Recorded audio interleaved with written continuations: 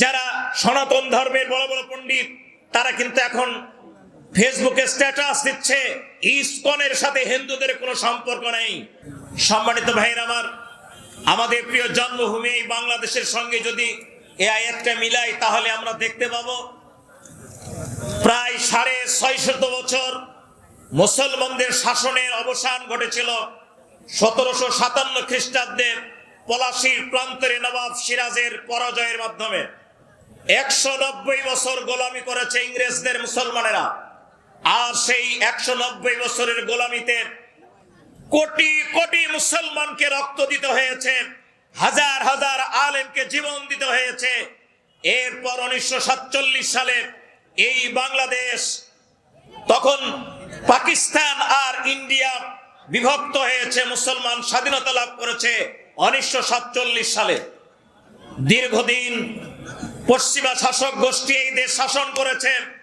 এদেশের মুসলমান পশ্চিম পাকিস্তান আর পূর্ব পাকিস্তানের মুসলমানদের মানুষদের কোনো স্বাধিকার ছিল না, এদের রাজনৈতিক কোনো অধিকার ছিল না। এরা জানি একটা জিম্মির মতো জীবন যাপন করেছে।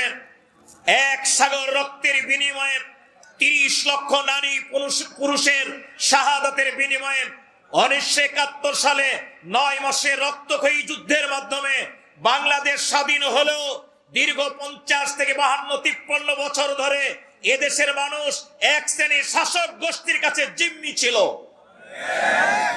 সেই জিম্মি দশা থেকে মুক্তি পাওয়ার জন্য এদেশের জনগণ হাজারো চেষ্টা করেছে, হাজারো কষ্ট করেছে।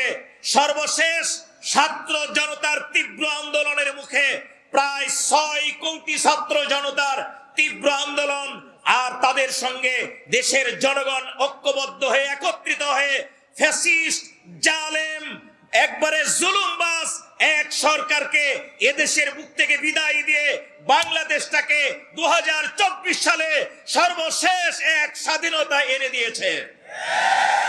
আজকে আমরা সেই স্বাধীন দেশের নাগরিক, ঠিক কিনা বলেন? ঠিক এই মুহূর্তে আমাদের দেশে আর একটা ভয়ানক অবস্থার সৃষ্টি হয়েছে। এক চরম উত্তেজনার পরিস্থিতি বর্তমান বাংলাদেশে চলছে। বাংলাদেশ যখন অন্তর্বর্তীকালীন সরকার বিভিন্ন সংস্কার নিয়ে আর সামনে নির্বাচন নিয়ে কাজে এগিয়ে যাচ্ছে, অত্যাচারী অপরাধীদেরকে যখন গ্রেপ্তার করছে, তখন পালিয়ে যাওয়া সরকার ও তো পালিয়ে চলে গেছে, কিন্তু তার দোষেরা এদেশে আসে না নাই? রয়ের এজেন্টরা এদেশে আসে না নাই? এর সঙ্গে আর একটা যোগ হয়েছে, ইহুদি খ্রিস্টানদের এজেন্ট বাস্তবায়নকারী আরেকটি সংস্থা, তার নাম হলো ইসকন। হিন্দুদের তৈরি একটি সংগঠন, নাম দেওয়া হয়েছে হিন্দুদের তৈরি। এই ইসকন আসল তৈরি করেছে ওই সেই আমেরিকায় বসে বসে খ্রিস্টান আর ইহুদিদের মদদে হিন্দুদের নাম দিয়ে ইসকনকে তৈরি করা হয়েছে। ইসকনের কর্মীরা হাসিনা যখন পালিয়ে গিয়েছে, তখন সংখ্যালঘু একটা ভাষা আমাদের দেশে রয়েছে, একেবারে স্পর্শকাতর একটি ভাষা সংখ্যালঘু।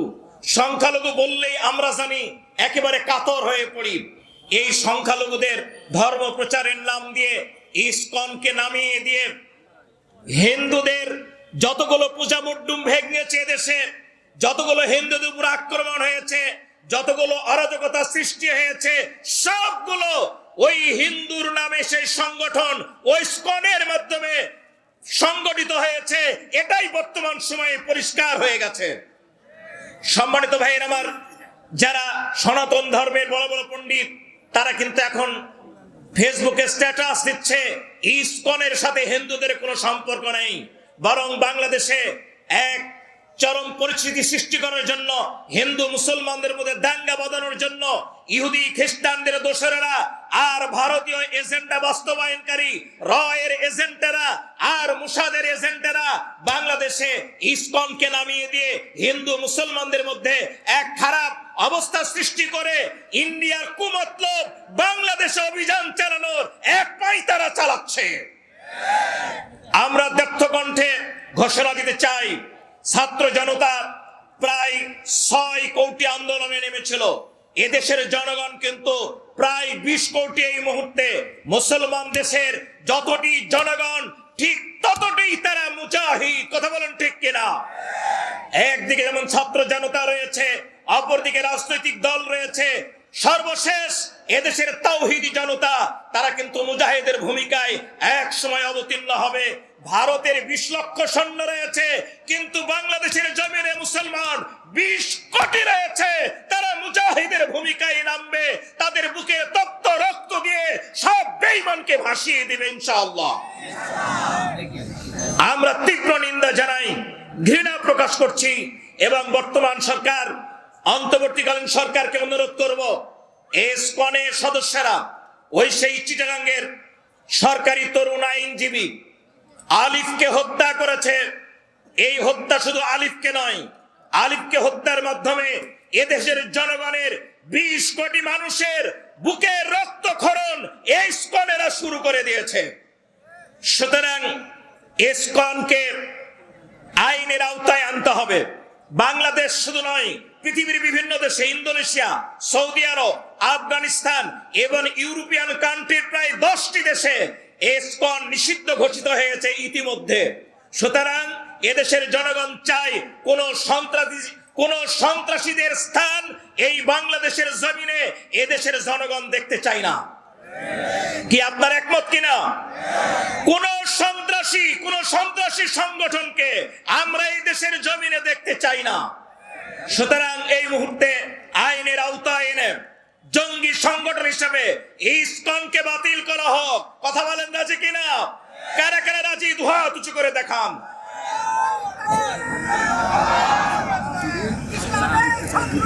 সম্মানিত ভাইয়ের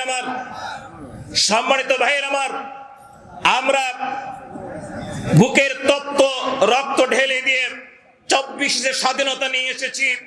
আমরা যে জালেমকে বিদায় করেছি, এদেশের জমিনে আর কোন জালেম আসবে আমরা কখনোই তা মেনে নেব না এবং নেব না। আল্লাহ রাব্বুল আলামিন এমন একটি সরকার আমাদেরকে দেবেন, আল্লাহ রাব্বুল আলামিন এমন এক জাতি গোষ্ঠীকে আমাদের শাসক হিসাবে দেবেন, যারা এদেশের মানুষের সুখ দুঃখ বুঝবে, এদেশের মানুষের কল্যাণে কাজ করবে, এদেশের মানুষকে নিয়ে, খেটে খাওয়া মানুষকে নিয়ে একটা সুখী সমৃদ্ধিশালী সমাজ করবে। আমরা এমন একটি শাসক চাই, এমন একটা সরকারকে আমরা চাই। ঠিক কিনা বলেন? প্রিয় বন্ধুরা আমার, আল্লাহ রাব্বুল আলামিনের ঘোষণা, ওয়ামা লাকুম, তোমাদের কি হয়েছে, লা তুকাতিলুনা ফি সাবিলিল্লাহ, তোমরা আল্লাহর রাস্তায় কেন সংগ্রাম করো না? অথচ ওয়াল মুস্তাজআফিনা মিনার রিজালি ওয়ান নিসা, অসহায় নারী পুরুষ আর শিশুরা এরা আত্মচিৎকার করে প্রার্থনা করে, এরা কান্নাকাটি আর করে আর আল্লাহর কাছে বলে, হে আমার রব, রব্বানা আখরিজনা মিন হাযিহিল ক্বরিয়াতিয যালিমি আহলুহা, এই জালেম অধ্যুষিত জনপদ থেকে আমাদেরকে বের করে নিয়ে চলুন, আমাদের জন্য আপনি অভিভাবক আর সাহায্যকারী নিযুক্ত করুন। আমরা আল্লাহর কাছে একই প্রার্থনা করব, আল্লাহ রাব্বুল আলামিন আমাদের জন্য এমন ওলি, এমন সাহায্য পাঠান, যেই সাহায্যের মাধ্যমে সকল প্রকার জুলুমের অবসান হবে, বাংলাদেশ সুখী সমৃদ্ধিশালী একটি রাষ্ট্র হবে। এদেশে মুসলমান যেমন বসবাস করবে, হিন্দুরাও ঠিক তেমনি আরামে বসবাস করবে, বৌদ্ধ খ্রিস্টান সহ সকল জনগোষ্ঠী নিজ নিজ অধিকার নিয়ে, নিজ নিজ স্বাধিকার নিয়ে, নিজ নিজ ধর্ম নিয়ে সুখে শান্তিতে তারা বসবাস করবে। আল্লাহ রাব্বুল আলামিন কবুল করুক। জোরে বলেন আমিন, আরো জোরে বলেন আমিন।